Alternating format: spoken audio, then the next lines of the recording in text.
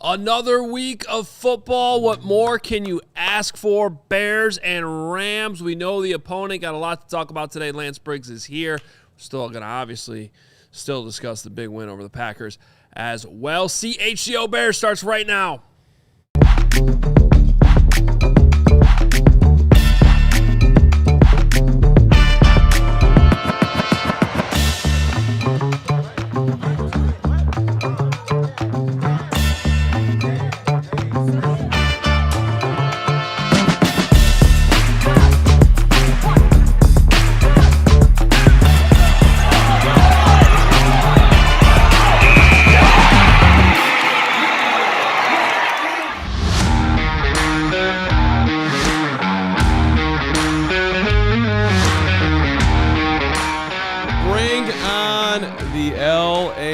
Wow, this is fun. This is the CHGO Bears Podcast coming to you live from the Xfinity Loft, where we have never felt this comfortable in our entire CHGO Bears life. Playoff victory and all. First one since 2011. Has anybody talked about that? Proudly presented today, as always, by our friends at Bet365. Never ordinary at Bet365. Download the app. Use the code CHGO365. Get yourself $200 in bonus bets when you deposit $10. Place a bet for $5. And by our friends at Toyota. Let's go places like the NFC Championship game, which is just right around the corner. Adam Hoge, Lance Briggs. It's Monday. It feels like it was... I feel like it was like 7 weeks ago we were together. Yesterday was just a long day to get to see you guys again. I still haven't recovered. A lot of people didn't know what to do themselves the next morning. I mean, you had to wake up feeling like I felt somewhat, because you guys had break. But it was late. It was very late. And then to come around and, oh my God, we got playoff games and everything and a day to live. Mm-hmm. We also have new shirts. And we have new shirts. Look at these bad boys. We got to celebrate the with cheese graters. Went all the way in on the cheese. The great one. I love that. Hogue, you came up with that one, or do you have to give credit to somebody else? No, I did not come up with that. Someone in our Slack put, I don't remember who that was. It might have been Alex Campbell who put that in there. Yeah, that's right. Great one. That's right. Alex did. Absolutely. And then, we've been thinking, I think, for a few weeks now about how to do the FGB thing. It's always FGB, and the cheese grater came through. So, I still would like to shout out the fans that managed to get cheese graters into the stadium on Saturday night. More impressive, though, was the amount of cheese they also snuck in. Like, that one guy was just grating cheese for like 2 quarters. It looked like good cheese. Well, how much too. cheese do you have to have to grate? Never enough. Never enough. Okay. It's very impressive. Yep. There's a lot of cow milking for that. Okay. We also, just getting everything caught up here, we at CHGO would not have made it to the end of the game and all the way into the night without our friends at Portillo's. Correct. Who also brought us some amazing cheese to go along with, they got the DJ Moore special going on right now, the Portillo's Italian beef, the sweet and hot pepper, that's how he likes it, shredded cheddar cheese. You get the small fry, you get the regular cheese sauce, you get the small Coke. That's DJ's order. It was delicious. So I just want to say thank you again to our friends at Portillo's. It's just a small effect to the winning effect. There's different flavors and different orders of food that are being named after players. You win big in Chicago, those flavors turn into bigger things. It's exactly right. And yeah. I'm going to eat all sorts of Portillo's all week long to celebrate. Go ahead. And the last item of business, I just want to thank everybody, because Sunday night's post-game, Saturday night, I don't know what day it is anymore. They're all, and now we don't even, yeah. Yeah, it basically was Sunday by the time we were done. Regardless, the post-game show over the weekend was the highest, most viewed show, not only in CHGO history, but all city, our entire company's history. And then here we go, CHGO. Absolutely. Yo, and between both of our post-game shows went over 150,000 views. Nice. And it's still climbing. So thank you to everybody for the support over the weekend. And we are not done yet. We're kicking off another week of shows right now. We know the opponent. I got early thoughts on the Rams. I'm also really happy the Eagles lost because I fell asleep in the second half. So don't have to worry about the Eagles. Yeah. I woke up with like 2 minutes left. I'm like, oh, well, good. I don't have to rewatch this because it's the Rams. Well, I got to say on that note, though, watching the Rams and watching the Eagles yesterday, I was sitting there saying, bring on Philadelphia. I did have that thought at times, but you guys know I was nervous about the Packers early last week. Mm-hmm. I mean, that's the other thing. I don't really care who we're playing. The fact they advance is the bottom line. But no, my point is I have good feelings about the Rams, about this Rams matchup to start, for a few different reasons. There's things that worry me a little bit about the Rams and what the Rams do. More so about what we do defensively than what the Rams do. But when you add it all together, for us, we play a lot of man coverage without a lot of man coverage help.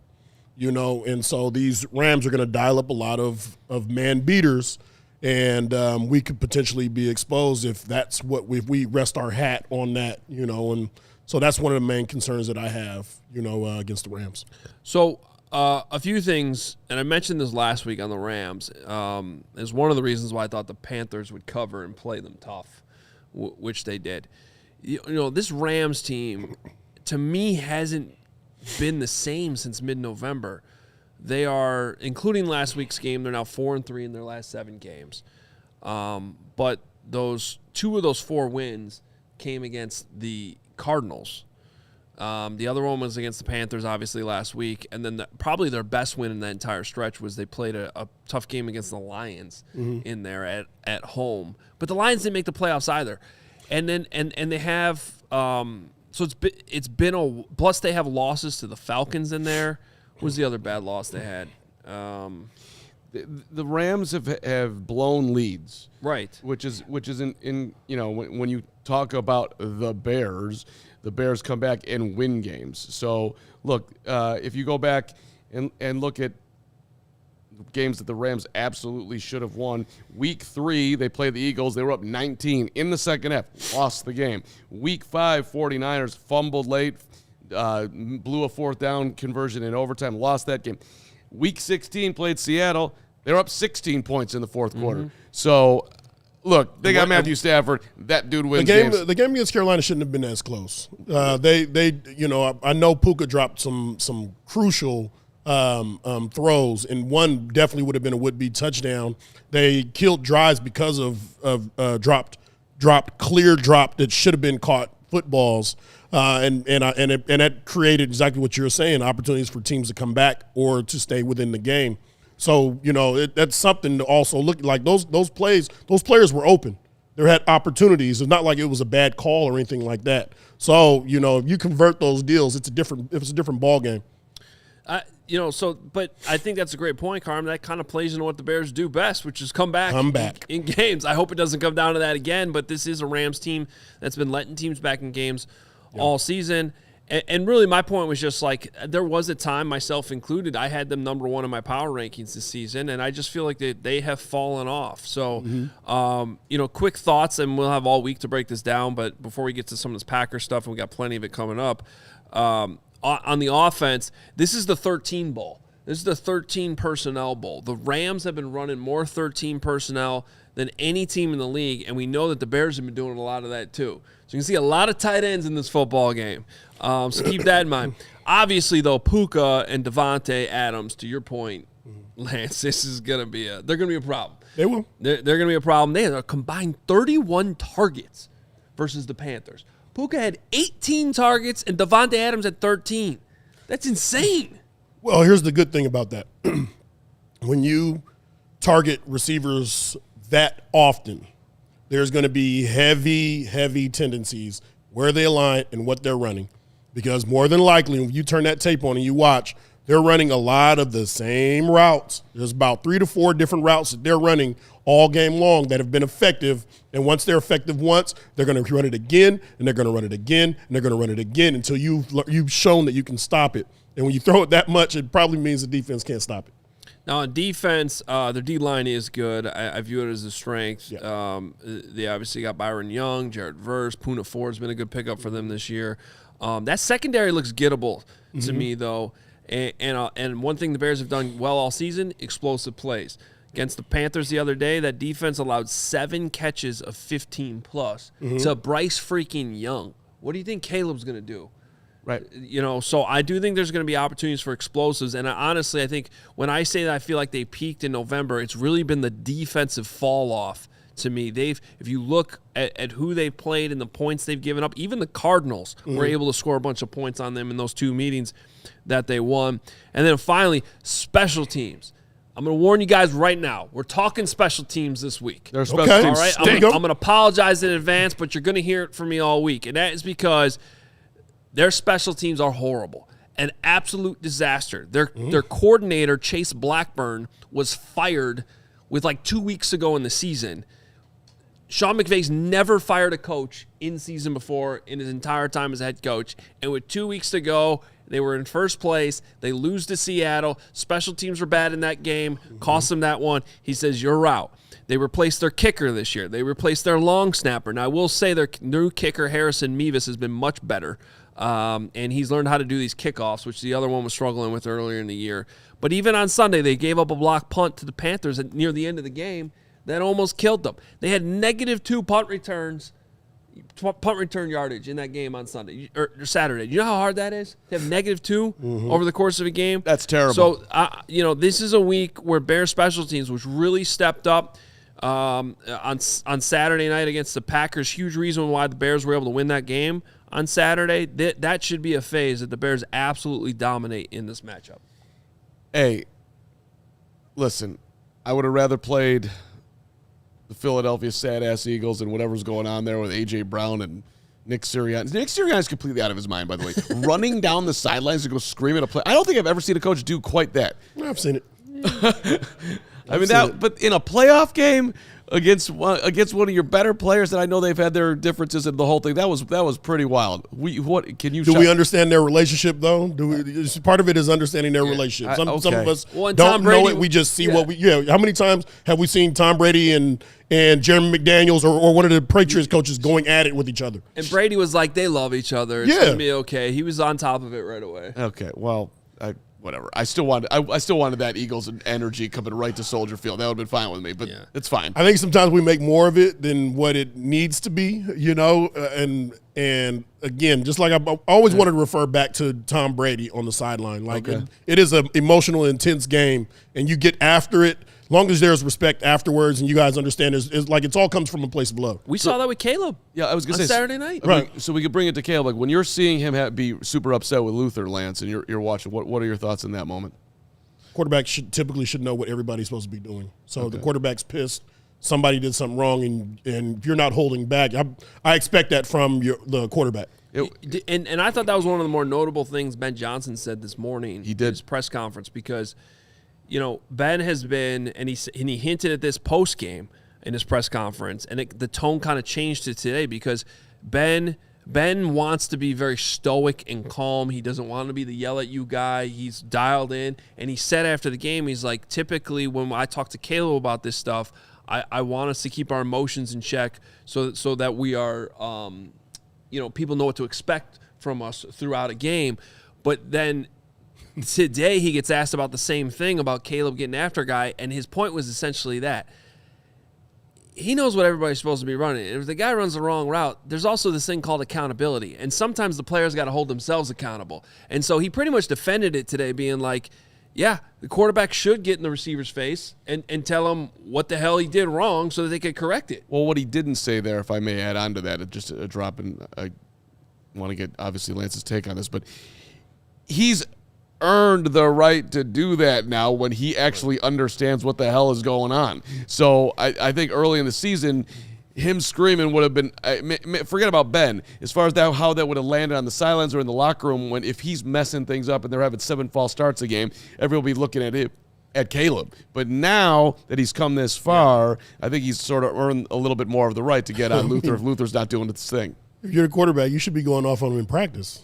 If you're running the wrong route in practice, that's going to kill us in the game. Like I don't think it mattered whether it was in spring, summer, or in the playoffs. Again, the quarterback should know what everybody's doing. If you don't, and you're not saying anything as far as accountability, then we have a problem. We have a problem if our quarterback doesn't know what route his receiver is supposed to be running. So it's the same thing on defense. You know what I mean? There was never a time where the leaders on the defense didn't go after, you know what I mean, or hold somebody accountable for screwing up a play. Can you accidentally just throw one of your former teammates under the bus who was like one guy that never knew where he was supposed to be? Like if I asked Hoge, like, what do you know? Who's the one guy on the show that doesn't listen to any conversations that go on around here? Be like, Carm. That wouldn't take too long, and Stephen would agree. And if I had to throw somebody under the bus, Carm, it's got to be myself. I'll throw myself under the bus. Come on. That's the truth. Like there was a time where I didn't know what the hell I was doing. I was just running around and hitting people. All right, and I had to figure it out. I was playing 3 different positions at the same time. How long did that last? Well, when they allowed me to just play one linebacker position, I got it faster, a lot faster. Okay. Yeah, buddy. I just can't. 40 years later, that's a team. That's a teammate. 40, whatever it's been. What the hell? Too many years. 40, then I'm getting old too. Here. Right, Like, what's sounds going good. on? I'm just come on. There's got to be somebody that you're not worried about your relationship with him. But that's a teammate. That's a teammate right there. All right, I appreciate you. My last thing on the Rams before we Sorry. go back to Saturday is we do have to talk about the weather and how much this might matter because it is looking like it's going to be cold this weekend. Not like 3 degrees cold, but 17 degrees looks like the high right now. And you are playing a team from California that has not played a game below 50, I think, this year. It's definitely their coldest game of the year. It's definitely their coldest game of the year. And to me, like this, I know this comes up when they play the Lions, and it's always funny to me because I'm like, the Lions can practice outside, and it's cold in Detroit too. Correct. This is different because they're in L.A., and I haven't checked the weather in L.A., but I'm pretty sure it's not 17 degrees. Yeah, but that's a good this week in practice. It never rains in Southern California. All right. But the quarterback spent a lot of years in the cold. Well, and that's what I was also going to bring up. Stafford knows this division. He's played at Lambeau. He's played at Soldier Field. He's got a good track record in the cold. Devontae Adams used to play for the Packers.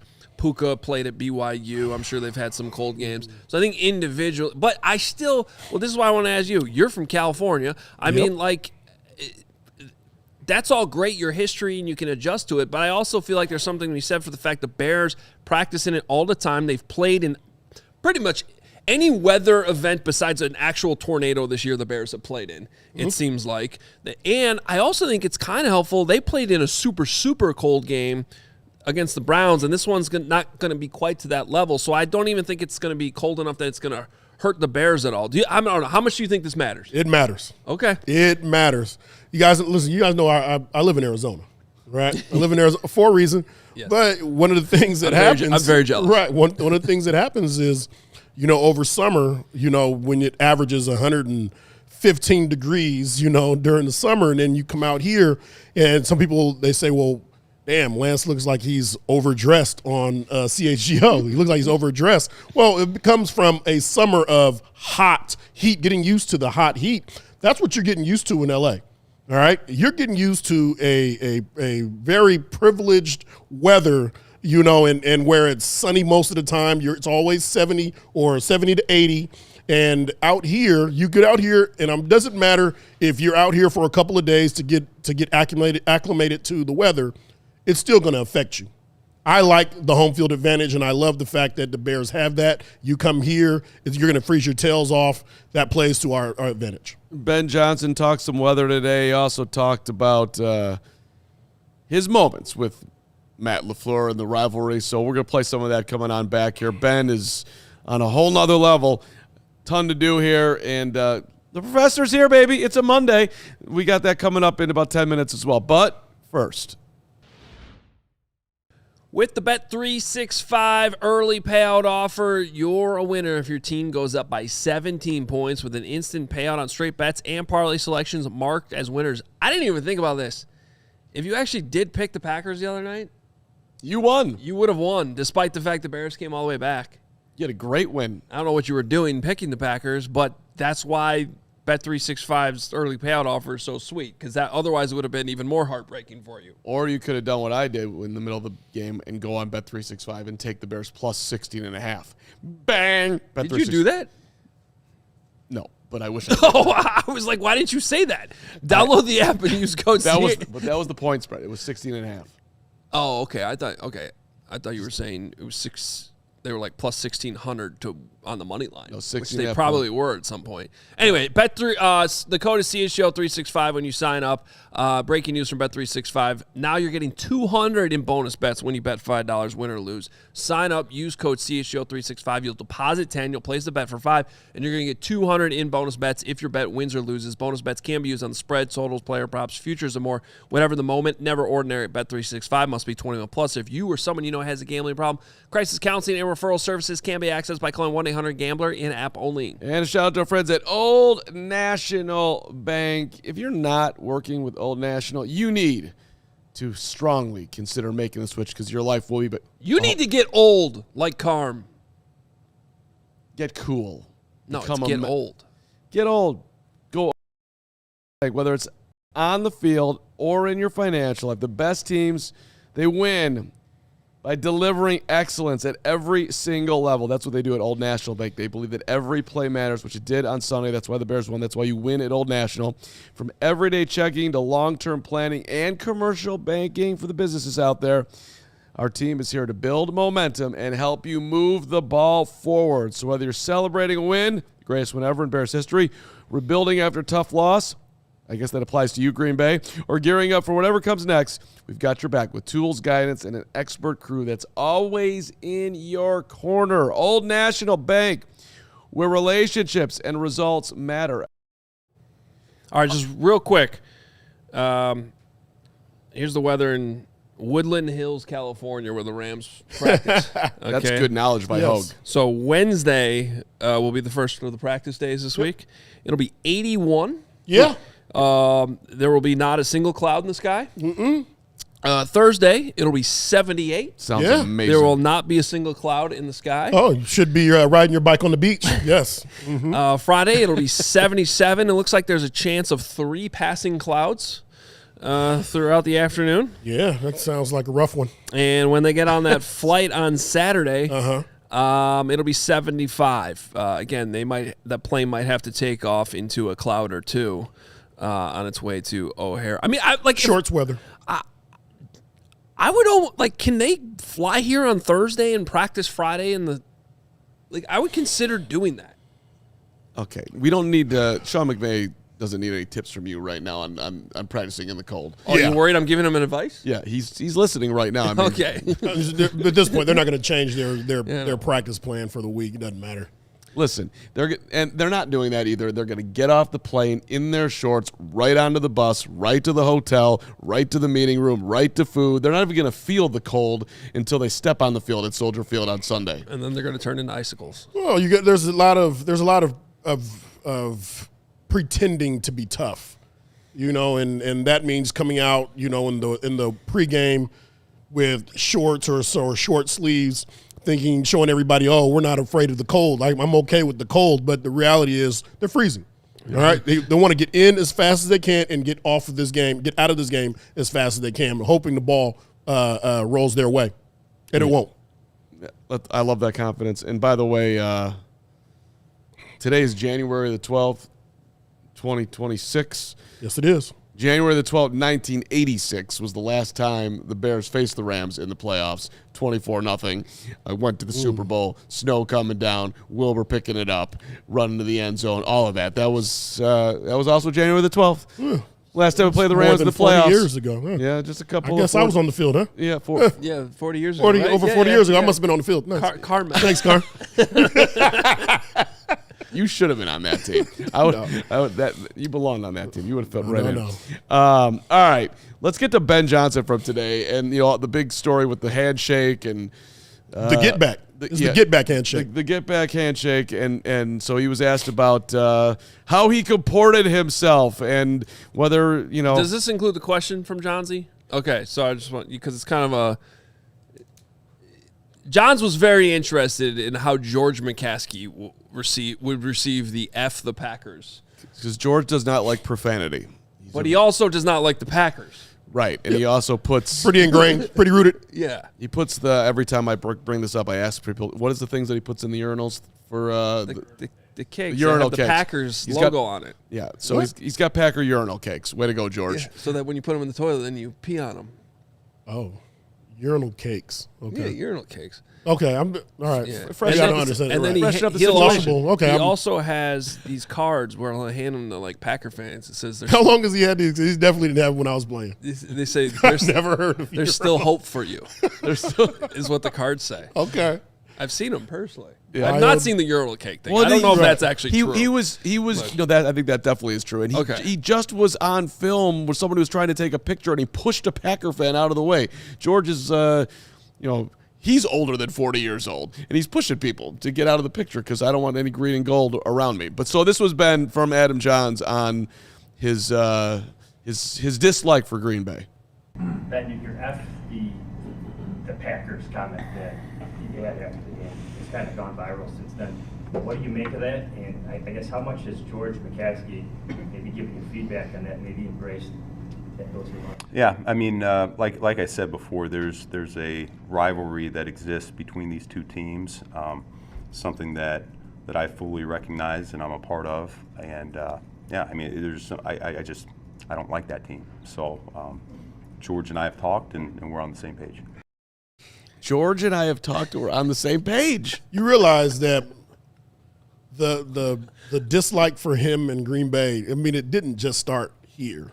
right. He disliked them in Detroit. He was in the division. He was in the division. So Yeah. him coming over to Chicago, it only just intensifies.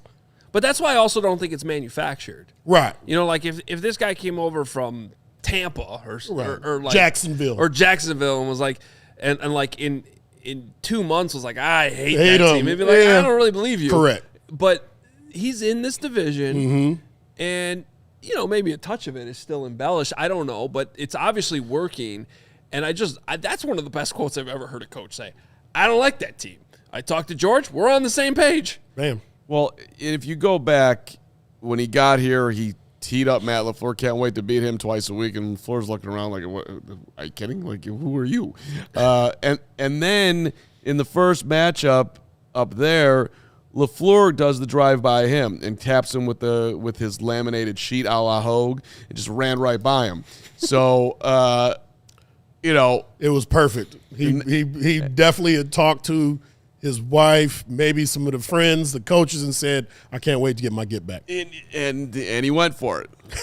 Some of us said on the post-game show here that, let's get some sportsmanship. Let's do a firm handshake. And everybody screamed at us. You probably were screaming at us, too, in the Yeah. But I corrected that yesterday on Hogan Johns. I did not see the other angle. The other angle shows that Ben did make eye contact with him. And it was the other angle. It was still a quick handshake. But it wasn't, because I think it's a little disrespectful if you only look at the guy when you shake your hand. Okay. Like at that point, you might as well not even shake his hand. Okay. I listen, I know, get it. We've But been if in you got a We've glimpse. been in these lines after games. Like, you don't Yeah. want to be completely disrespectful. You can make a point while still shaking a guy's hand. 100%. I'm doing that back to you. Yeah, I know exactly what you did. I know we've seen handshakes a gazillion times. Yeah. We've seen it. We've seen the John Harbaugh, the handshake when he did with the Lions. Boom. We've seen it. We've seen it in a disrespectful manner. We saw it with LaFleur, and when we saw Ben do it back, it put you in a great place. It was a great finisher. What about the firm stir good game? One of those. Let me give you. Yeah. I stare you right down. I'm gonna give you what you gave me. I'm gonna give you what you That's gave what me. he did. You gave me a quick. I don't even know if LaFleur make eye contact. Not really. You know what I mean? I mean, he LaFleur? ran and gave the pat. It was a real. Ben witnessed it firsthand. He witnessed it firsthand. So he would know.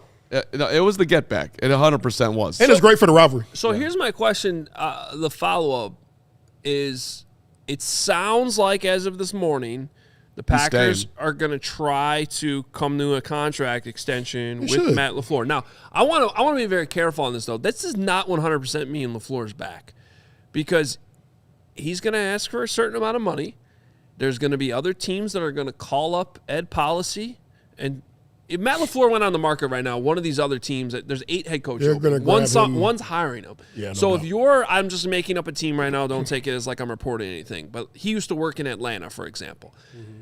Let's say the Falcons, they understand the situation. They're in a contract negotiation. They're like, we're not going to get Harbaugh And I don't know that. They might. But, like, maybe we can get Matt LaFleur. Let's call up Ed Policy and say, hey, man, we'll give you a second-round pick because he's still got a year on his deal. You can get compensation back for a coach. Right. If they can't come to terms on the contract, because if I'm the Packers right now, I'm like, I'm not making you the highest-paid coach in the league. You just blew the lead to the Packers or to the Bears, and you look like you couldn't coach, which we're going to talk about here in a second.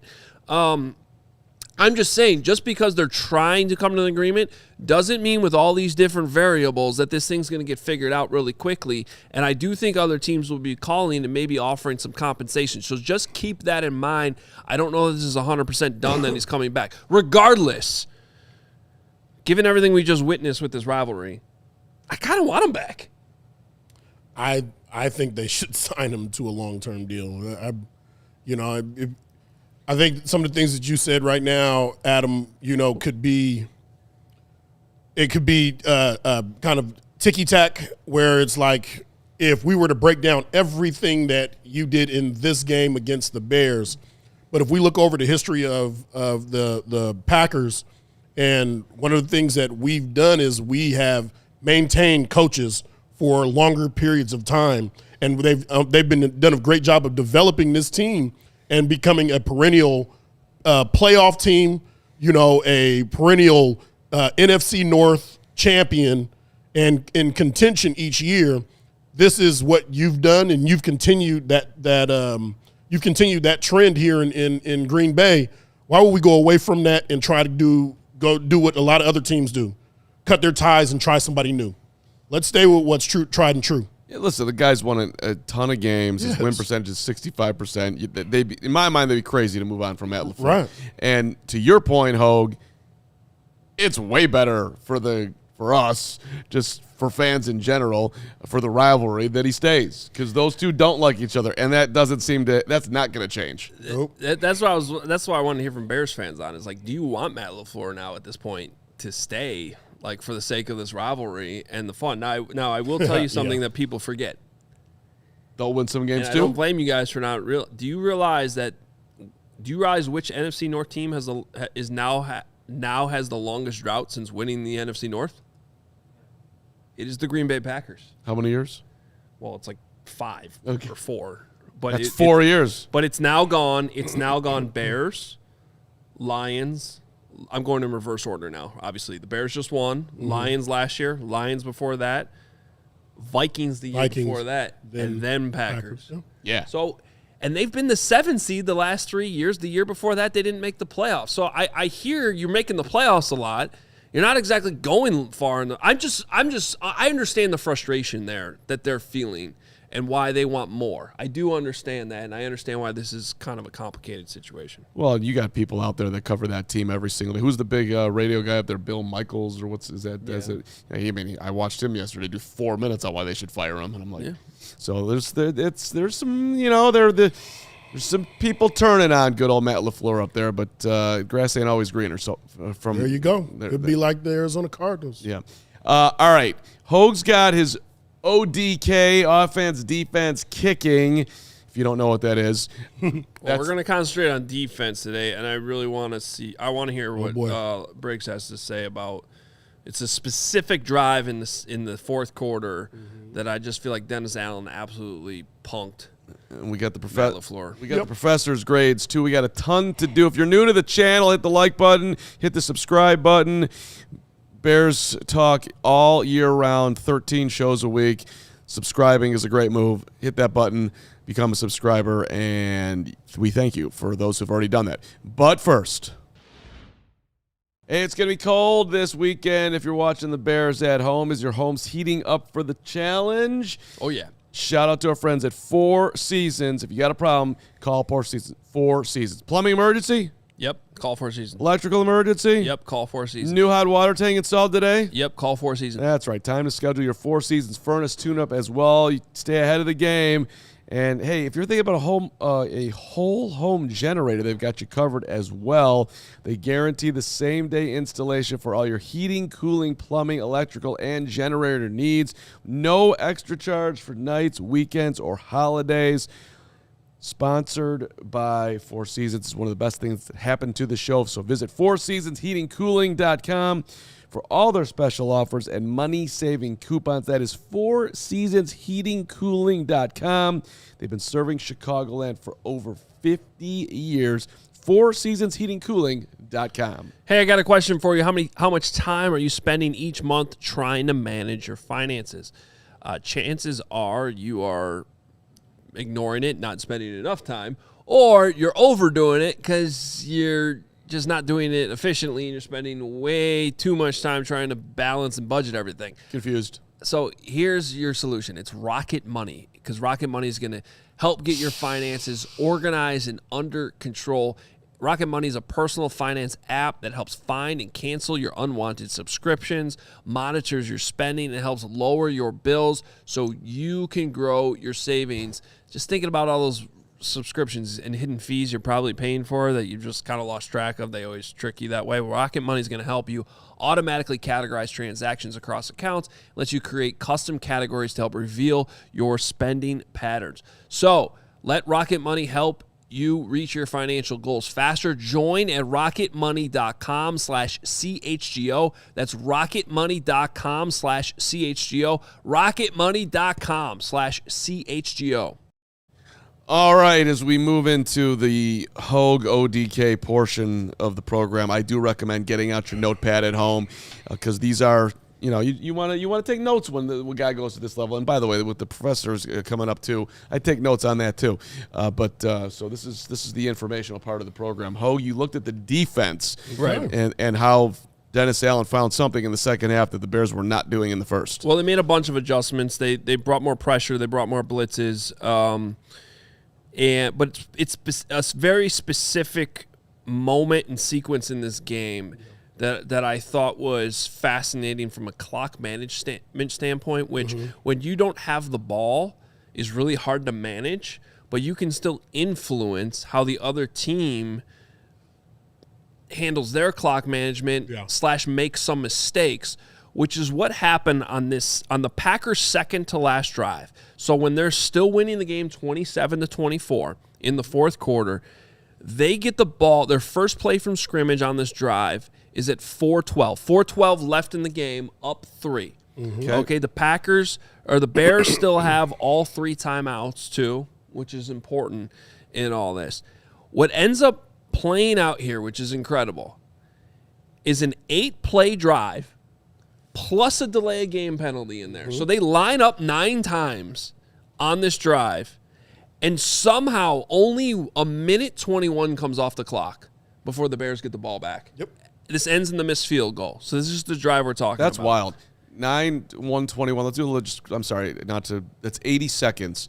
So that's under 9 seconds of play. Under 10 seconds of play. It's pretty good. And now Bears had their timeouts. So if I told you, oh yeah, the Bears were just burning their timeouts and the Packers didn't really go anywhere, that would make sense. No, they went 50 yards. They got multiple first downs on this drive. Correct. And the Bears only had to use 2 of their 3 timeouts. So how did they do this? Because if I just tell you all that information, you're probably saying Matt LaFleur should get fired because that's inexcusable. But what I'm going to show you here is how Dennis Allen and what he called influenced this, specifically on 3 key second down plays. All right, so first play, they run a little screen out to the right, which is technically a pass play, right? But it's inbounds. Typically, it's basically an extension of your run game. So they're going to only pick up 2 yards on that little screen, and the clock runs down. Here's what I just told you about the 8 plays, minute 21 that came off the clock. 45 seconds came off on the first play. Wow. That's really interesting. So we're going to do a little math lesson here. That means of the next 7 plays, only took 31 seconds off the clock. That's wild. That's incredible. So here's how they did this. 2nd and 8. We're going to start with this one as we go to the iPad here. Look at the ODK. All right. Essentially what Dennis Allen's doing here is daring Jordan Love to throw the ball.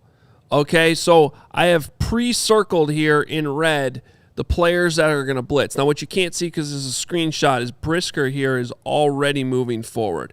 All right, and if you look at Jordan Love here, he's canning the run. All right, he's got his hands up to his helmet. He's canning from run to pass here because the Bears are giving you obvious man tells here that they're in man-to-man. And if you look at not just this game, but all the games the Bears and Packers have played this year, the Packers feel very confident that they're going to be able to run away from you and complete these passes. So I actually don't really blame them. Now, to the top, I did circle in yellow, Tremaine Edmonds lined up outside against Luke Musgrave. Just bank that here because it's going to matter in a couple plays as well. But that's an obvious man tell when you got a linebacker going out there against the tight end.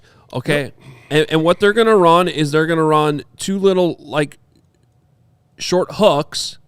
I'm sorry, I just ran that wrong. So these little short hooks to the outside, all right, and the slot receivers on both sides are going to basically run their slot fades, okay, on this play.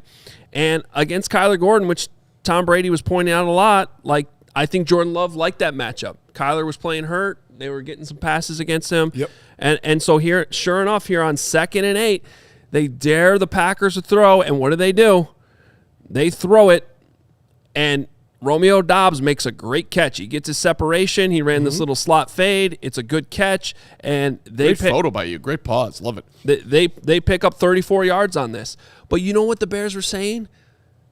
We'll give up the yardage here because we're going to get you to stop the clock. The clock is what matters here. We're going to hold you to a field goal.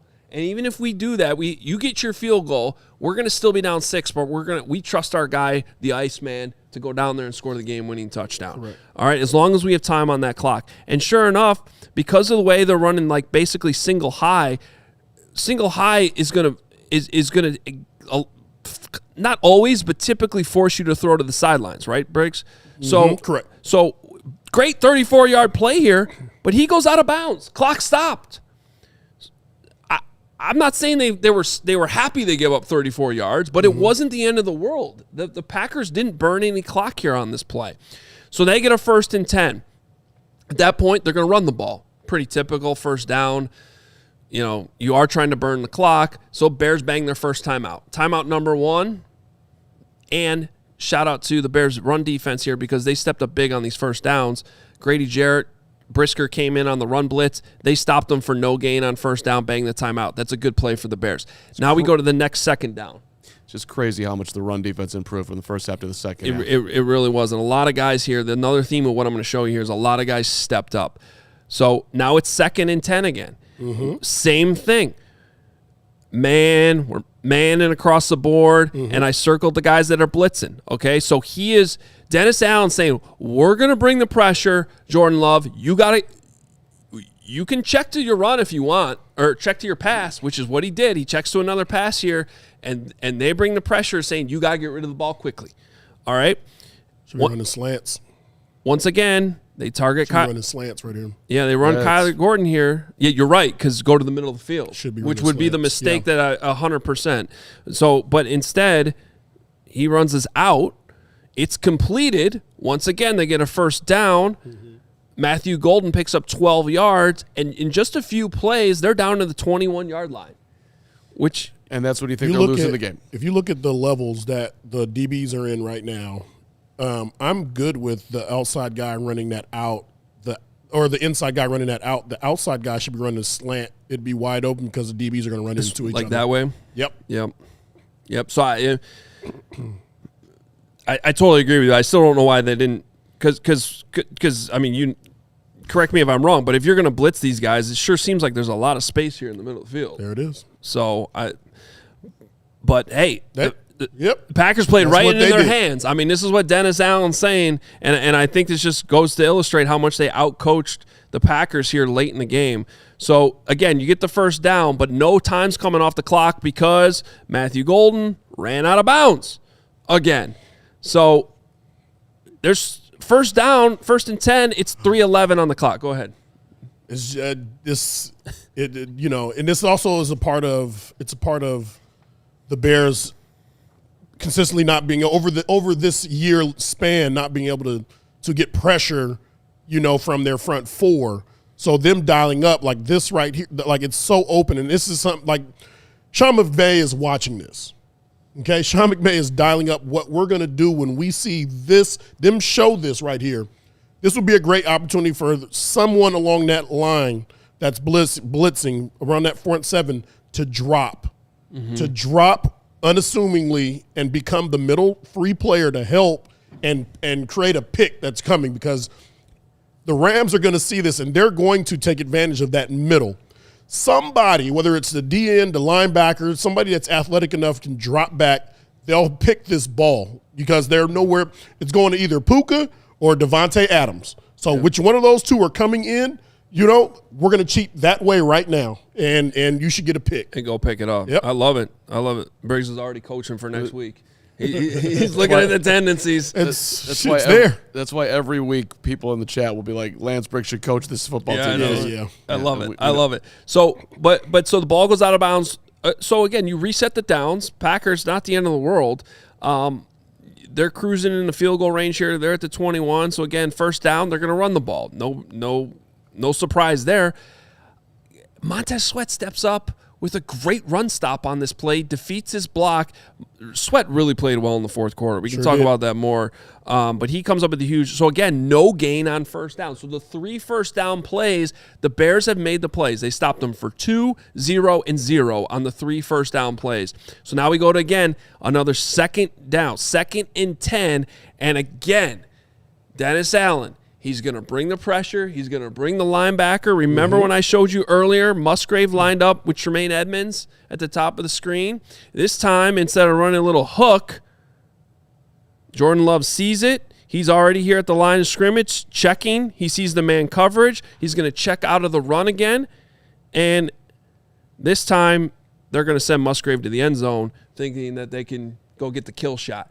And the funny thing is, I fell right into this trap too in the moment, Briggs, because I'm sitting here and I go, based on how they're playing this, I wouldn't be surprised if you go for if Matt LaFleur wants to go for the kill shot here. But you want him. You like this situation defensively because with a good to decent technique by Tremaine, you like a 6'5" defender against a shorter defender. I like our chances there. Also, Musgrave isn't Tucker Kraft. Correct. He's not Colson Loveland. If this is Colson Loveland, sign me up. I love this matchup. But that's Luke Musgrave. I think he's a solid tight end. But this is not all. But it's the matchup you want defensively. Exactly. And I thought Tremaine did a pretty solid job. I also thought Jordan Love threw a terrible pass on this. I think a better ball probably gets a DPI call on it. Let's pause 1 second for the fantastic finish of the ODK in a second. But first,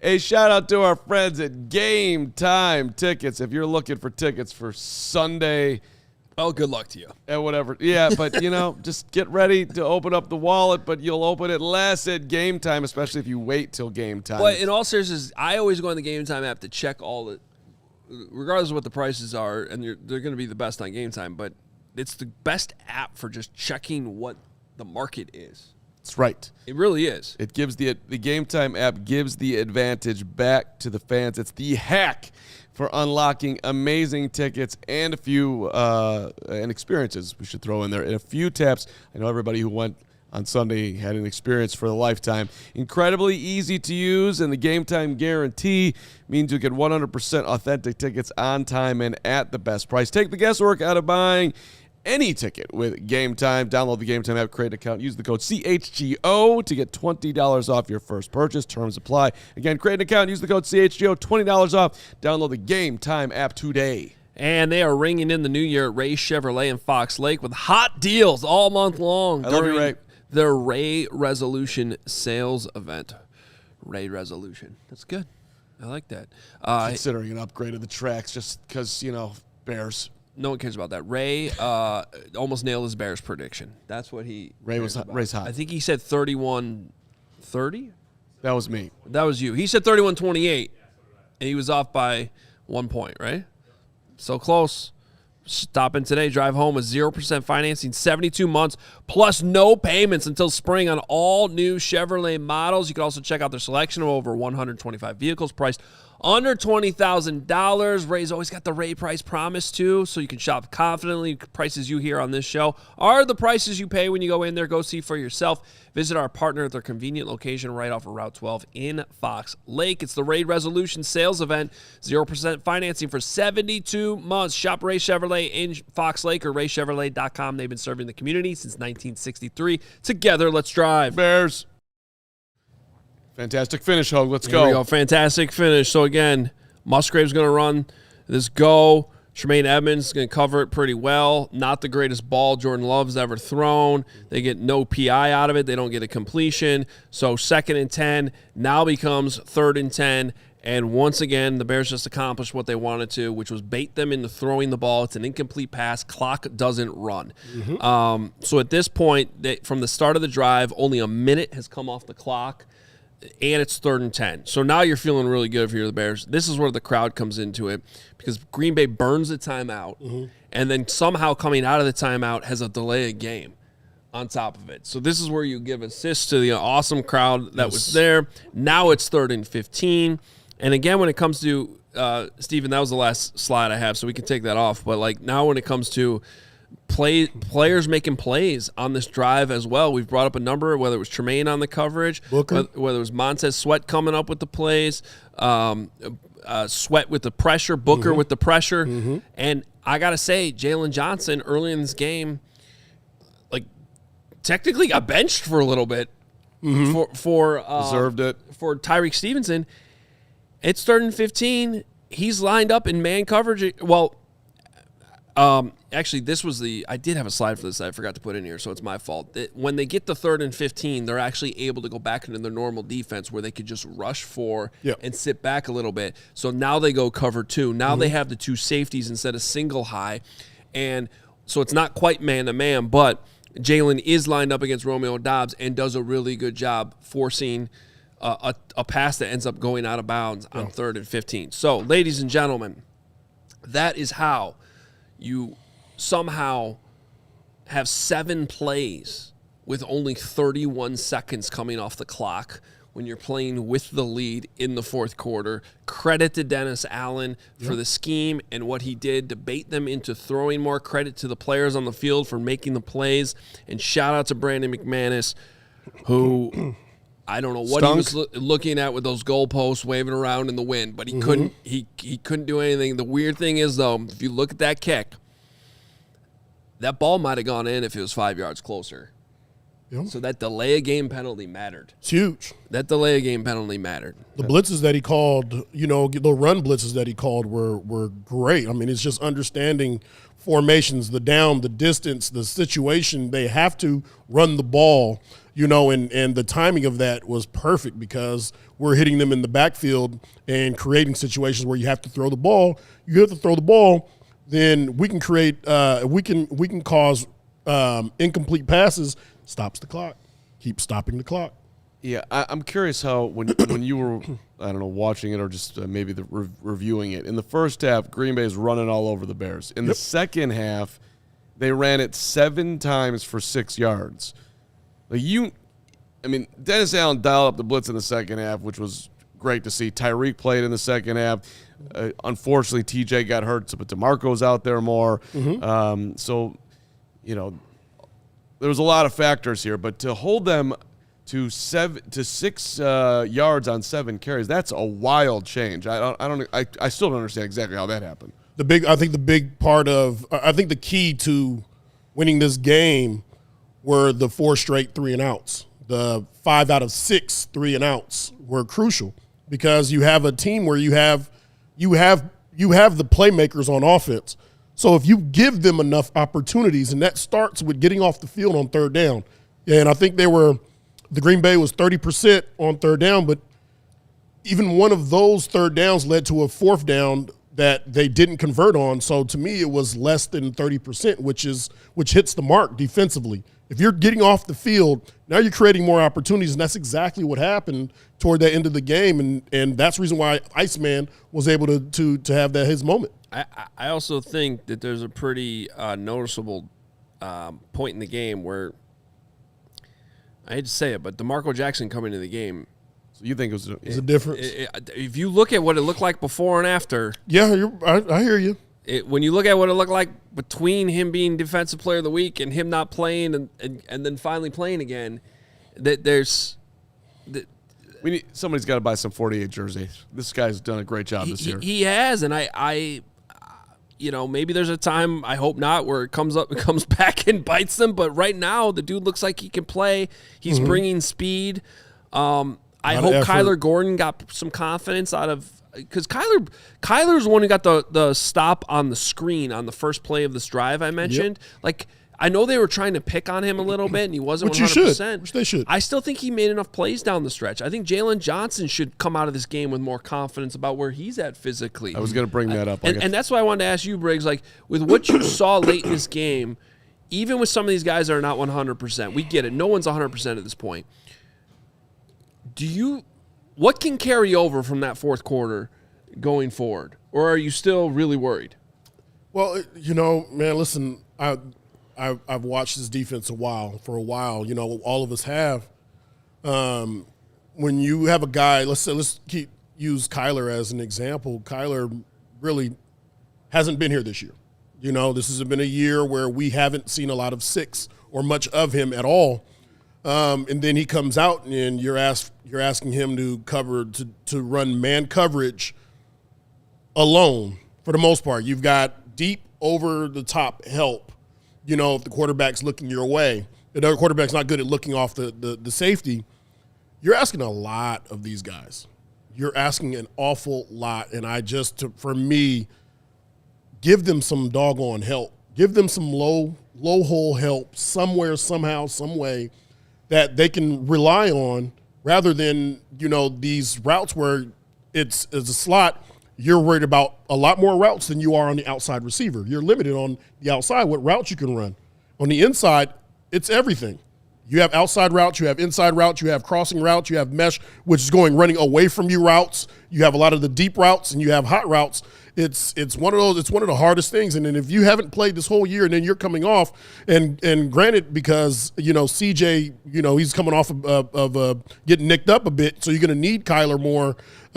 That's tough. That's an interesting question, though. If CJ is able to come back from concussion protocol, what will Dennis Allen do? Because he didn't start Kyler last game. Is he going to get him some help? That's a lot to process here. What? I bet you McVay's like, bet you won't get him any help. I bet you won't get him any help. You're gonna have to show me that you do, or else I'm gonna take advantage of this guy because he can't run right now, or at least not run like he normally can run.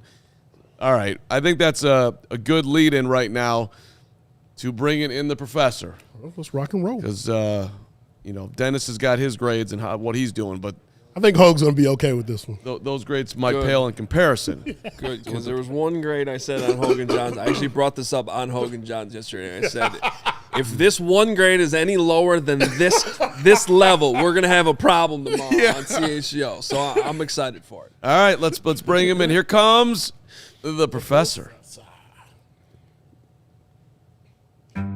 Yes, the professor is back. I would put no B+. There's no way. That is the lowest grade I've given this year. Gentlemen, listen, it was a great comeback. I know the whole city was on fire, and we loved that. But listen, the standard's a standard. Standard's a standard. Right? Offensively, had to give them a C+. I said some of the highlights of this game. We didn't reach 100 yards rushing. We were 2 of 6 on fourth down. Ben was went fourth down crazy. Okay, and there were some situations where I really disagreed with that. I think a lot of us did. We gave up a sack, 2 interceptions. So we're turning the ball over, and we were 2 and 5 in the red zone. They were good interceptions, though. They were interception punts. That doesn't matter, Professor? They're interceptions. Yeah. Standard's a standard.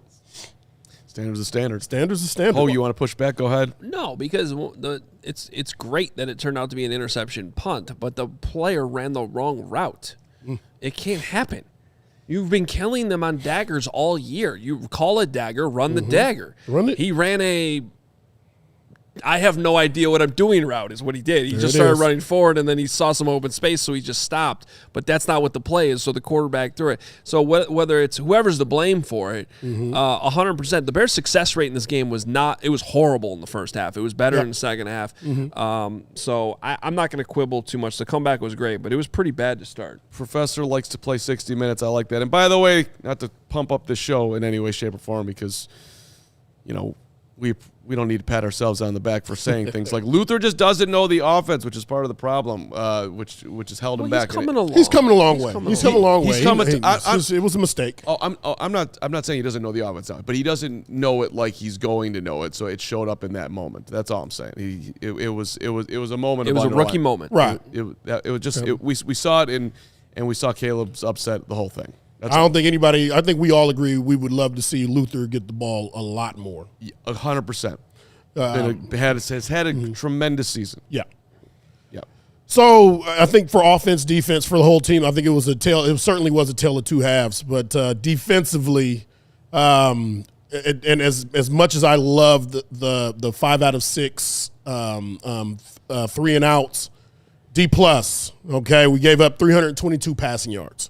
All right, we did a good job rushing it. We gave up 99 yards rushing. They were 3 for 3 on 4th down. They were 6 for 15 on 3rd down, and they were 100% in the red zone. This is kind of stuff that down the stretch we have to get this. We have to get that fixed defensively, and that's the reason why a D+ was earned. Yeah, I can't argue with the numbers, obviously. I'm only going to quibble a little bit because second half. Yeah, I'm still looking back at this game, and there's nothing I'm more stunned by than the defensive turnaround in the second half. Huge. And I really think a lot of guys who are either hurt or have been struggling, who aren't having the greatest season they want to have, just all of a sudden buckled down. Yeah. And made it and said, you know what, our season's on the line. I don't care, and just went out and made some really good plays. Yes. So, the grade's probably fair over the course of a 60-minute game. I want to give them a lot of credit for what they did late because it was really, really remarkable. Agreed. I think the way to look at this is don't look at the grades as the determiner of how this team went out there and fought.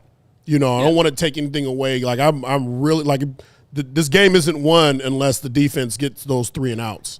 I was really impressed with Booker.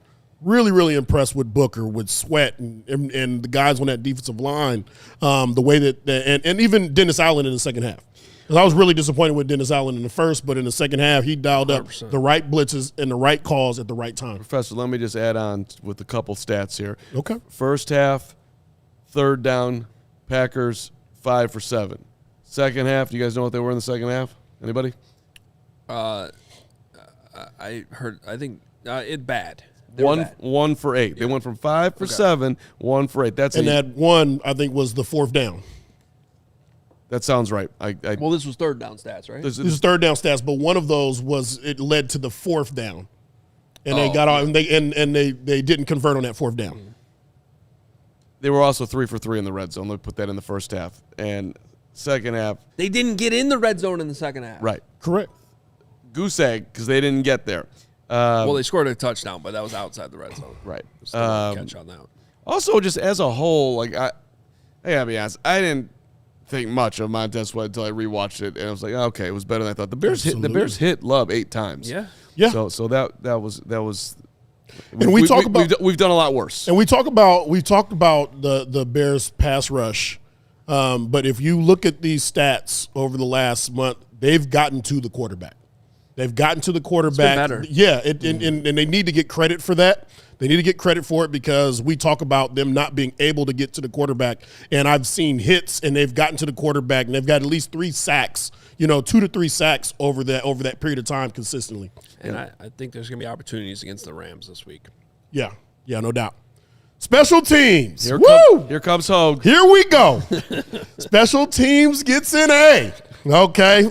Yeah. Listen, Good job, Duvernay, on the returns. Torrey Taylor had one inside the 20. But more than anything else, game-changing plays, the Packers couldn't make a field goal.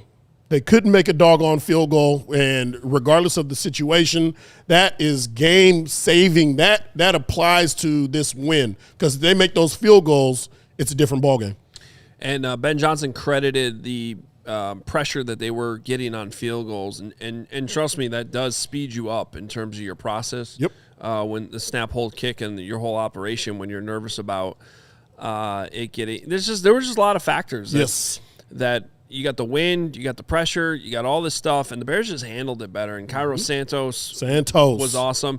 And I agree with you that this is an A, not an A+, because even on special teams, the standard is the standard. Okay. And Cairo had that one bad kickoff where it was short of the landing zone and it put the ball at the 40. So it was not a perfect game. It wasn't perfect. It wasn't perfect. But it was damn good. Pretty damn good. And that return, that Devin Duvernay return. On the wall return. And I brought this up yesterday, too. Just a small little thing from a coaching standpoint, too. It's a reflection of good coaching. Ozzy Trapilo gets hurt, right? Yeah. And 2 plays later, they're kicking an extra point. When an offensive lineman gets hurt, that can cause some confusion. A lot of times you'll see teams have to burn a timeout if you score too quickly or you have an injury on a touchdown with an offensive lineman. Correct. Because you got to replace that guy on the field on the PAT. Dahlman's usually not on PAT. He knew whether they had to tell him or not. I couldn't tell on the film, but there was no issue. They were lined up, ready to go on the PAT. No issues after the injury. The Cairo part of this, by the way, when we started the fourth quarter when they needed a touchdown, it didn't happen, and they went backwards on a 7-play drive. Well, they didn't go backwards. They gained 2 yards. The 51-yard field goal right there in that wind was clutch. A big-time kick. Yes. He's done that a ton this year where it doesn't seem like it's a huge kick, but it's a kick that keeps him alive. Well, and they had a huge loss of yardage right before the kick, right, too. There was a sack fumble. They recovered it. It was like, all right, got no choice. You're not going to go for him for fourth or whatever it was at that point. Go ahead, Cairo. And he wasn't easy, and it wasn't. He didn't bang it through, but he got it through. Yeah. Coaching. Let's do it. Tale of two halves. If the Bears had continued to play the second half the way that they played the first, it'd be an F here. But they didn't, because the second half, to me, they coached. It would have been an A if they coached all four quarters like an A. Therefore, I'm giving a C. There were some fourth downs that Ben went for, in the first half that it was a head scratcher for me. But the decisions that were made in the second half, really, it was a huge turnaround on both sides. There were things that Dennis Allen did in the first half that was a head scratcher for me. But in the second half, I was like, he's spot on right now. He's spot on, but even more than that, it's the way that they were playing. It's the way that the guys go about handling and playing each one of those downs. Professor. Yep, talk to me, Goose. If I may. Ben Johnson, in training camp, realized that on his team was Joe Thuney, who was with Tom Brady when they were down 28-3 to the Atlanta Falcons, and he had Grady Jarrett, who was alongside whoever was on that team also that had a Bears connection, whatever, was on the Falcons, that blew the game. He brought that up back then and had both those guys talk about both sides of the comeback and how they blew it. And here they come at halftime, down 21-3, biggest halftime deficit of the year, and he says to these guys, hey, you can be a part of the greatest comeback in Chicago Bears history. The Bears had not come back for more than 7 points in any playoff game ever, and you have to go back to 1963. 1963 for the time they did that. They won the NFL title that game. You're still covering them, huh? Yeah, I was. I was. Nice. The point is, he dialed up what he did in training camp, told them they could go do this. Dennis Allen made his adjustments. They came back. He called the DJ Moore play. They had Darnell right outside of the left tackle, and the Packers are yelling, screen, screen, screen, and then DJ slips through wide open touchdown. Yes. Professor. Yes. Come on. I love it. I listen, again, like I said, I love what they did in the second half. Yeah. But that doesn't take away from the first. It still counts. Okay. It still counts, because if you do those genius plays in the first half, let that lead into the second half, it's straight A's. Right. It's straight A's. You know, we cannot grade a game when we leave that field. I know we feel really good, but when you step into the office, you know, when you step into the office and they say, all right, hey, this is what we did well, this is what we did bad. Okay, you don't get to grade it on 2 quarters. You grade it on the entirety of the game. It's a 60-minute professor. That was my impassioned speech for the coaching staff. Ben Johnson, Dennis Allen. Hope you appreciated that. You got that. The fact that they did that in training camp and then it came back in that moment is unbelievable. It's a pretty cool story. Good story, Hoge. It is. Thank you. Great job, Professor. Thank you. As always. Well done, fellas. As It always. would be great not to be down 21-3.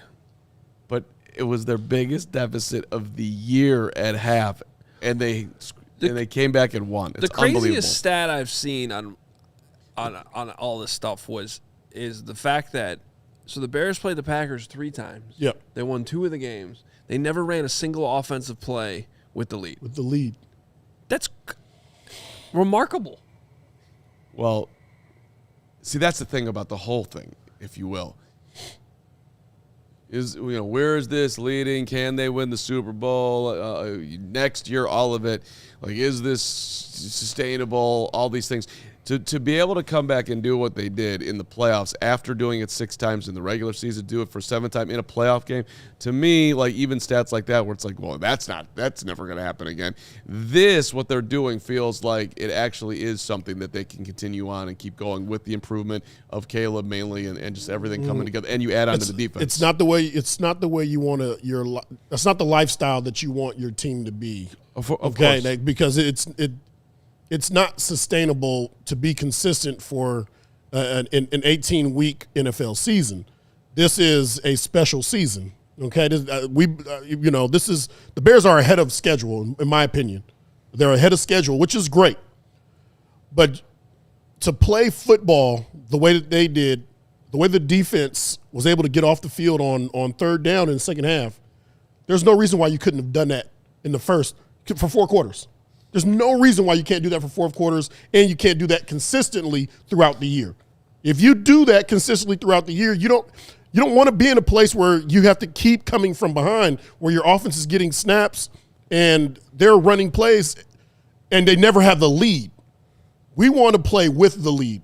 It dictates what the other team can do. Well, and that's the thing here is, the glass half full thinking on this would be, if they can figure this out, Yes. They can win the Super Bowl. Correct.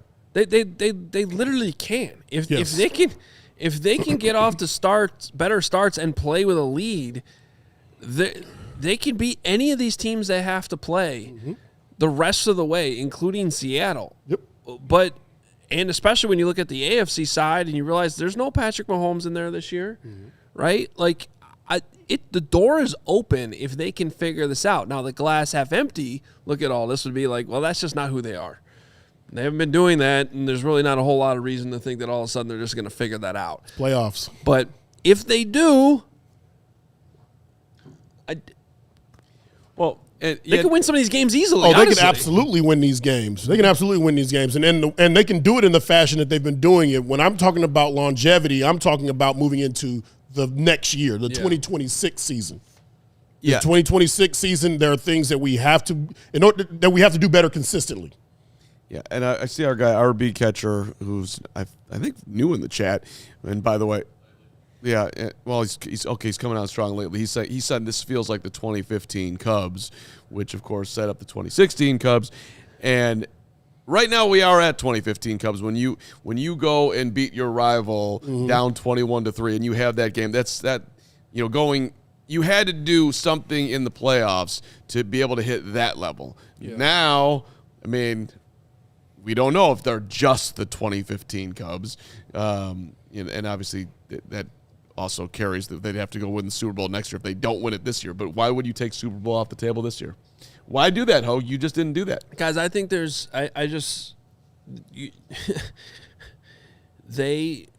a good team. I've been saying this for months now, even when I got pushed back on saying that. Who pushed back? Was it me? Go look at the Instagram story on that clip we put out. I think back in mid-October when I said it's a good team. I would never push back on Instagram. But they got over a significant hump in this game, beating Green Bay. and I wonder, like, that could every team that's ever won a championship in any sport has these moments that you talk about forever, where whether it was unlikely, like the White Sox had 4 straight complete game shutouts. Is it ever going to happen again? Like, you know how unlikely that is to do that? Yep. You know, it's the biggest fluke World Series team of all time. The Hawks came back against the Red Wings. Like, there's these things that happen where no matter how unlikely it's like, I look at this Rams game. I don't really care what the spread says. I think it's very winnable. Should they be favored? Probably not, but I think it's more than winnable at home against a team where you should have a weather advantage. You should have a significant advantage on special teams, which is affected by weather.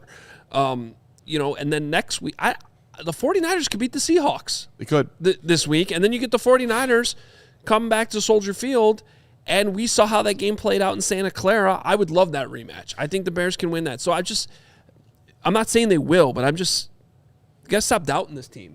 They've earned that at this point. Yeah. Hey, hit the like button here as we get towards our 2 hour or 1 hour and 20-minute mark. And your team and subscribers are good as we are climbing over 103,000. Oh, wow. So we were at 101 the other night. It's obviously spread the word. The Bears winning has gotten the show a lot more attention. So we appreciate everybody new coming in, everybody who's been here from way back in the start. We quadruply appreciate you. But if you are new to the channel, we do 13 Bears shows a week, Monday through Friday, 52 weeks of the year. And also, of course, we cover the Blackhawks, we cover the Bulls, we cover the Cubs, we cover the Sox. And we also have our Hogan Johns channel as well. You guys had a huge show yesterday, as per always. So subscribers are awesome. We appreciate it. Let's, since we're teeing up the Rams, why don't we hear what Ben had to say about them today? And, yeah, he's awful familiar with that quarterback, Matthew Stafford, and Stafford's probably going to win the MVP this year, or he certainly should, at least in my opinion. That he's been phenomenal. Again, leads the league in touchdown passes, yards, all of it, and is the reason the Rams are here. So, Ben, go ahead. Tell us what you think of Matthew and the Rams. Man, I've got so much respect for that guy. I mean, you talk about the ultimate competitor.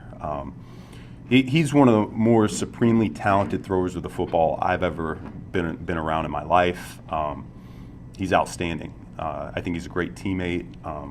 But what I think second to none with him is his toughness, physical toughness. Like this guy's gone through a lot, and yet finds a way to will himself onto the field to be there for his teammates. So when you look at him from just a competitor standpoint, like this is a really good player, and he's going to will himself to help his team out the most.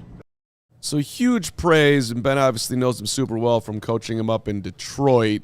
And then he underlines the toughness. His finger gets bent back against the Panthers. He ends up throwing the biggest throw. That touchdown pass was ridiculous at the end of the game to Parkinson. He's a big-time player, man. There's no way around it with Matthew. And a lot of people back in the day were like, yeah, he'll never win. It's he's the problem in Detroit. I'm like, yeah, okay. Yeah, okay. That and then he goes, of course, with the Super Bowl with the LA, and now he's going for another one. Yeah, it's been a hell of a career. I mean, he is probably, it feels like, going to be the MVP. Yeah. And I think he's getting 37 years old. I don't know what the right phrase is. I don't want to necessarily say sympathy votes, but veteran respect votes. Yeah. Versus Drake May, who I think there's a lot of arguments that Drake should actually get it, but I understand why Stafford probably will. It's almost like a lifetime achievement award at this point because of everything that Ben laid out there, and he is certainly one of the toughest quarterbacks. And I think the Bears are going to have opportunities to get hits on him in this game, but he usually gets right back up. Stafford, he's having a Hall of Fame type of career. Not sure how long he's played. I'm sure it hasn't been over 40 years, but I certainly played against him, and he's always been, one of the top quarterbacks, in the NFL. People will remember that there was a time when he was playing quarterback for the Detroit Lions, and they threw the ball about 80% of the time. I guess all they did was throw the ball to Megatron. He led the league in attempts in both 11 and 12. Yeah. Yeah. I mean, right. That's all they did was throw the doggone ball. So what's the best way to beat him? Well, number one, you got to stop two guys offensively in the pass game. You're going to have to stop their run because they're going to commit to the run as well. But you certainly, they're going to throw the ball to Puka. They're going to throw the ball to Devontae Adams. And when you look at it, you say, okay, shoot. Between these two guys, there was 32 catches, which means that there were more attempts probably. There certainly were more attempts, but we have to know where these guys are going to be. We have to know when they line up, what formation, what personnel, and we need to be calling out their routes right now. We need to get some hands on them, and if we can, let's get some sort of doggone help on the inside. It's pretty incredible when you just look at his entire career stat-wise. This is the first season that he's ever led the NFL in yards passing, and he's 37 years old in his 17th season, whatever. 4707 was the number. He led the league in touchdowns this year for the first time ever in his career, 46 of them. He led the league in first down passes thrown for 236. He led and he obviously led the league in yards per game too with 276.9. So shout out to the old guys out there getting better as they age. Smarter with the ball. With the ball. Better at 37, I'm sure he's seen everything that you can throw at him. And so, it's not about, taking the home run. I bet you he knows when to take the home run and when to check it down. It's also, of course, leads us into, my tennis match tonight where, I'm getting better as I get older. And we got a big match with Aguayo tonight, Lance. Okay. 9 o'clock. Okay. Aguayo. Do you do tandem? Are you a tandem tennis guy or are you solo? Solo athlete. Okay. All right. We don't do no doubles over here. Is there rankings? Do you have rankings? Rankings and everything. Okay. All right. I'm assuming you're in the top 3. Yeah, I'm not. But not a competitive league. My name's on the list. My name's on the list. Really, I'm shocked that he's awake after 9 a.m. The fact that he's playing tennis You're right. is wow. Well, the next day is when I, come in here half dead, and you got to carry the show. So good luck tomorrow. Okay, we'll be ready. Go ahead. We do have one more Ben clip on what happened in the locker room post game with Caleb giving Ben Johnson the game ball at the end of that post game locker room speech and what it meant to Ben Johnson. I didn't see that coming, but it's why you get into coaching is you want to make an impact on the people around you, and it meant a lot. So short answer, but you could tell that it landed. It's for some, and I think that Ben Johnson is one of those guys that when he says that, I certainly believe that for him. But there's a lot of bad coaching. There's a lot of bad coaching at every level, So when he says, that's why you do it to impact people, I believe him. But I don't believe that's the same for a lot of coaches. All right, some of them are getting in there because they know that this is going to lead to 6 figures and it's going to lead to it really fast. And the upward mobility, it happens like that. Boom, boom, boom. Before you know it, you're an OC, you're a DC. But a lot of it, a lot of these guys are missing out on some details, but they're getting paid. So I love it from him, but it doesn't represent all of them. Yeah, I saw the eye roll now. It's good to understand the eye roll. Mm-hmm. But you rarely hear that on the professional level, that you get into it to impact people. That's more like something a high school coach would say, or even a youth coach. But, Ben, what you hear from that locker room is that he coaches everybody the same. He's trying to get the practice guys ready because at some point they're going to have to They're help. going to have to be out there. And then he's trying to get the backups ready because starters go down. He's trying to get the starters to their up to ultimate level. But I think he's just garnered a lot of respect in that locker room because players trust him and what he's about and how he's trying to get the best out of everyone. So it is weird. We are apparently getting an Aguayo fan club in the comments, I'm noticing. Really? Who's been an Aguayo movement here to root against Carman tennis tonight. So Pizzatola's rooting for Aguayo. Come on, man, you got this. You know what, Philip? You just call him Philip. It's Philip Pizzatola. I know, but I've never heard you call him Philip. So he's Philip from now on to me. Yeah. Giving out his government, huh? Okay. Philip. You know what came across my feed today as I completely zag before we get to these super chats that I totally forgot about. But I was, this whole Matt LaFleur, Ben Johnson rivalry. Yes. I don't know why it came across my feed today, but someone had a photo of Matt LaFleur and Matt Eberflus sitting courtside at that Marquette game. Do you remember that? They were like buddy at the Marquette game, sitting there. That's awesome. And I'm just like, the contrast of that to this is awesome. It really is. Isn't that when you think about that? That is. I'm surprised George is on board. Did George even allow that? We talked about it on that show, though. I remember being like, well, I'm not going to say they can't be friends, but I'm not sure you want to be photographed sitting next to the Green Bay Packers coach. Okay, let me ask you. All right. Courtside. All right. So, one of my best friends, he's the head coach of the Ottawa Red Blacks. Okay. Shout out CFL. Now, absolutely. Now, we grew up together. He was my quarterback. He played at Boise State. He's the one that started the streak as a quarterback there for them, that really put them on the map. And had I gotten into coaching, and let's say he was the head coach for the Green Bay Packers, and I was the head coach for the Bears, naturally, and it's in the off season, there's a great chance you would have seen us sit next to each other. Right. You know what I mean? It's like I'm the godfather of his kid, and we're the families, I've spent so much time in his house, and mine.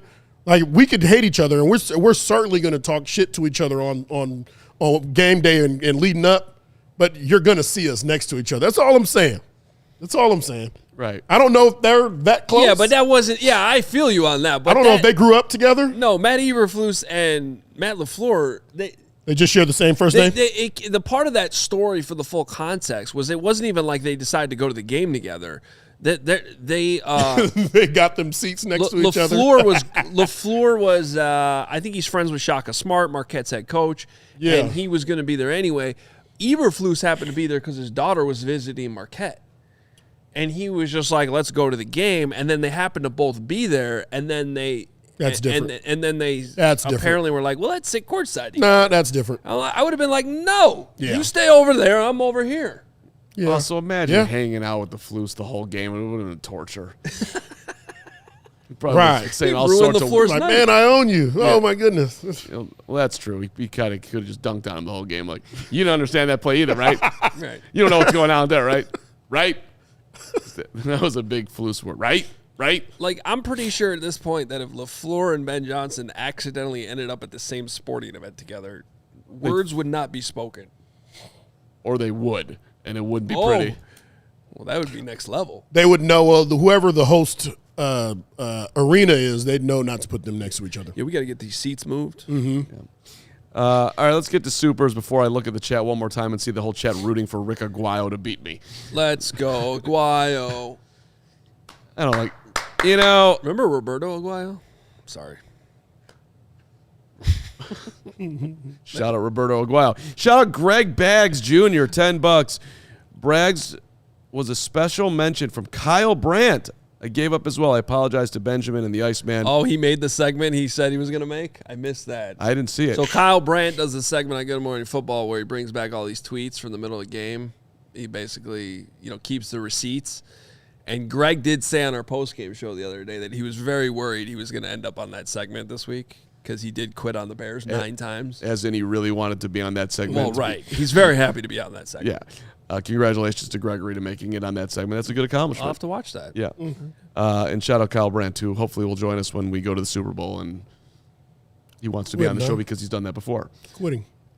Javen Terry, $20. People having a problem with Caleb getting angry on the sideline are weird. The great athletes are known for chewing out teammates because they're ultra competitive. We have one of those guys who crave winning, and I love it.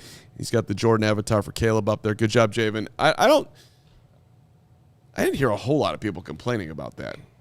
I didn't either, but there's probably someone in the chat non-issue. he's responding to. I mean, there was a couple of questions to Ben today that were slightly weird about it, but we won't go down that road. $2. Well, at least nobody was like, hey, Ben, we're really proud of the season you've had. You didn't like that down with Liam Cohn? Well, I'm just saying that didn't happen today. Ben would probably. That would You be an can be interesting. proud. Just maybe save it for after the presser. Yeah, last presser of the season, maybe I could think of one person who might do that. Carlos, $2. Sean McVay, 2 wins, 2 losses in games below 30 degrees. Thank you for underlining that. He's going to be cold on the sidelines. He doesn't want to be here. Mm-hmm. And look, they almost lost to Carolina. That's got to give you some confidence too. Big Jimmy, $10. From a player's point of view, what is Lance Briggs' thoughts on Ben Johnson's locker room clip where he said, F the Packers? I think it's perfectly acceptable, but some are condemning it. How do players feel? Don't care about that. Don't care. All right? Some of the stuff, I mean, and for those that are, anybody that's condemning it, you don't have to watch it. Stuff that goes inside the locker room, really, not all of it is really meant for everybody outside the locker room anyway.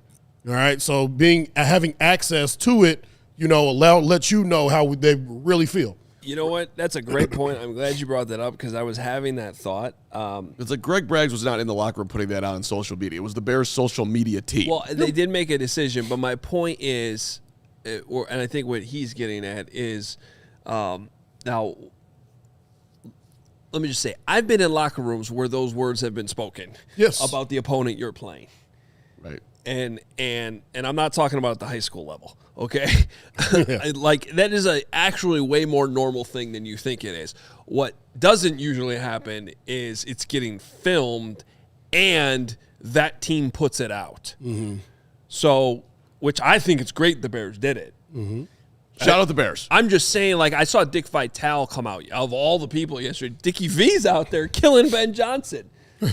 Like, how could you say that? Like, that's classless. And I'm like, the Bears did the talking after the game. The Packers did the talking before. Exactly. That's a good underline. And I'm just saying that stuff happens way more than you think it does. It just normally doesn't end up on social media like that. That was by design, I think. I think so. Our guy, I think that's Matt Nuku. Matt Nuku, my guy. We miss you, Matt Nuku. Thanks for being here today. $20. FBG. I think it's supposed to be FGB. FGB. Okay. I was like, are you going at Ben Johnson? I don't think you are. Bring on the Rams. Love following along with you guys the past few years. Nuku, you're the man. I'm sure you've been here and just haven't super chatted, and you don't need to super chat Nuku, actually, because I feel your presence. Typos, buddy. But, yeah, now Lance is on you for your typos, so you got to work on that, Nuku, but that's okay. Ty Day 94, do you think Ben holds some animosity because the Shanahan crew are lauded as such genius offensive minds, and he's more the gritty, self-made man? I doubt it. I have no idea. I thought he was pretty. He gave McVay a lot of praise today. Whoa. Yeah, that's way too much thinking from my brain. No. Nope. I mean, they all got their egos, so I'm sure there's somewhere in there like, oh, he's the genius. What about, I'm sure there's some of that. Yeah. I'm sure. Do you think Ben Johnson has a car voice, Steven? Like, Sean McVay. He's the best. I don't think that would win the locker room over. We don't have an episode for all of this, man. Matt LaFleur. Say you think that was him last week? You want us? You want us? Okay, fine. Here we come. Here we go, say it. Had to trade for Stafford. Wasn't a genius with Goff. 3 points in the Super Bowl. Okay. Mike Curran, $20. 18 getting choked up, giving the game ball to Ben is everything.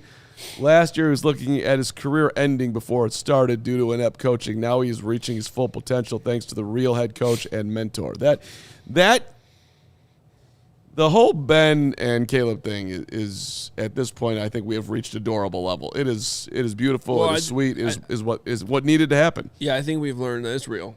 I think we've learned that's real, and that's really important, and that's one of the main things you take out of this season, that regardless what happens the rest of the way is a huge success. Are we gonna start calling it the Ben Williams? I mean, maybe. Yeah. Well, it's, Belichick, Brady, we're a little bit away from that, but that's the goal. That's where you want to get to. Well, right, and there was always also some friction in there at times, and that's the other thing. I think there will continue to be some friction when things aren't going well. I think it's going to be healthy friction. That's healthy. Yeah. That's healthy. You got to. Yeah. Right. Eric Beauchamp, our guy. Briggs, what did Lovey say to you guys at halftime against the Cardinals in the they are who we thought they were game? You have any remembrance of that? I'm doubting it. Man, listen, He just said go out and fight. Like, you go out and fight like you guys know how to play, and then Olin had a speech, go out and take it one play at a time, and let's go take this game, and I see a ton. We see a ton of fight in this current team, and that's more than anything else. With the second half Bears is a team that can beat anybody in these playoffs. Olin didn't tell Rex Grossman to throw it to the right team. I don't know what goes on the offensive side over there, man.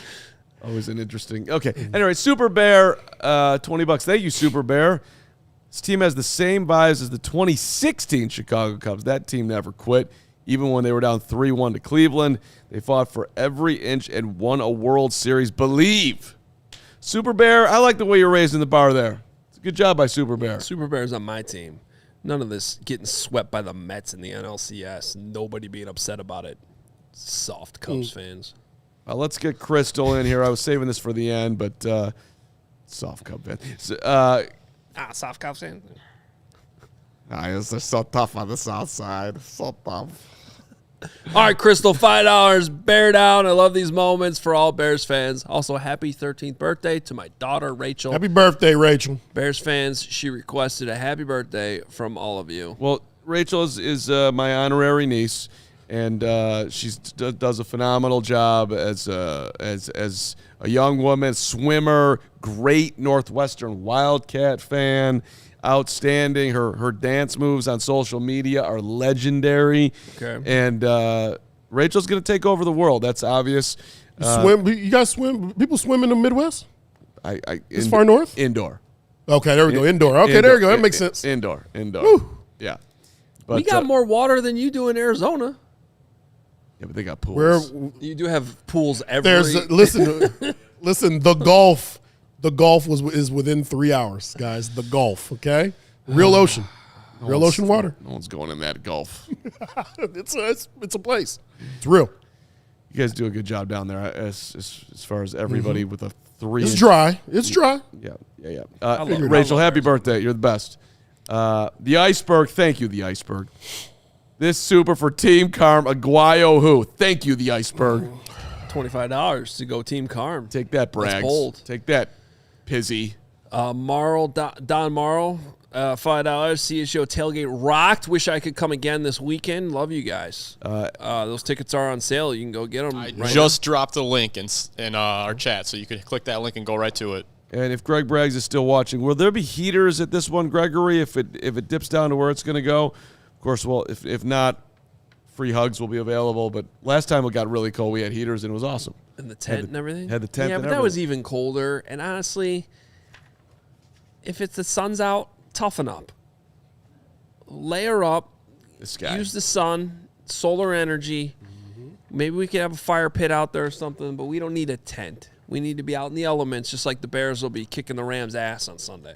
Hoge on average at tailgates this year, 42 minutes, let's go with. Braggs, 4 hours and 59 minutes. That dude might need a tent.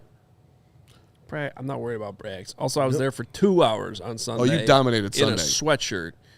Not cold. Let's go. Jersey, you were. Yeah. That was a lot of tough guys. I came to play. It's the playoffs. Yeah, a lot of tough guys right there. Well, step up. Do you want the 3 o'clock game, or do you want the 2 o'clock game, or do you want the 5:30 game? Well, this is okay. Selfishly, I think we would all like the 2 o'clock game. It would help us get some sleep. Also, though, hype, probably better numbers, so our post-game show's not going up against the other game. My official vote's for the late game. 5:30 also is a lot earlier than 7. It's earlier than 7. It's earlier than 7. So that 90 minutes matters. Makes it a big difference. So I'm voting for 5:30 too. Just get a nice wake up. I do like that, not having to be in a hurry in the morning. All right, M. Hernandez, $20, says, can't wait to see this team begin to win pretty and winning becoming the standard and the expectation for now. Let's enjoy winning ugly. Hashtag F the Bear. Well said. Oh, bear the F down / hashtag F them. He didn't mean that at the end of the show. He didn't mean to say F the Bears. No, I was going to say F the – I don't know what I was going to say. I just read it wrong. Bear the F down. Bear the F down is really what we're all trying to say here. Thank you, Hernandez. This was fun. Long Monday show, but that's what happens when you Win. beat the Packers in the playoffs. That happened. Still can't believe it. It's truly unbelievable. Well done. All right. The biggest comeback in the playoffs in Bears history. The biggest comeback of the season. And I want to thank all the people that are pointing out incessantly during this show that X's and Hogs got the win this week. It's a great point. Yeah. And he wants X's and Hogs every week. Well, it's coming. Damn right it is. We got past the holidays, and there are no more holidays. We ain't stopping. It's just football from this. Carm Sweet Bippy, appreciate you. Shout out Sycamore, shout out to Cal. Tonight we got Braggs and Friends, Bears After Dark. Tomorrow, right back here at 1 o'clock, we'll have a big show for you. Get you a big guest. Big guest on is being worked on. And we will, so you know where to be all week long. Lock it in, hit subscribe, hit that like button. Briggs, good stuff. Yes. Love being here on Mondays with you, and we're gonna re-rack this whole thing, going into another playoff game. Let's do it. Another week of football. You know where to be. CHGO. We'll talk to you tomorrow. We all silly like the mayor.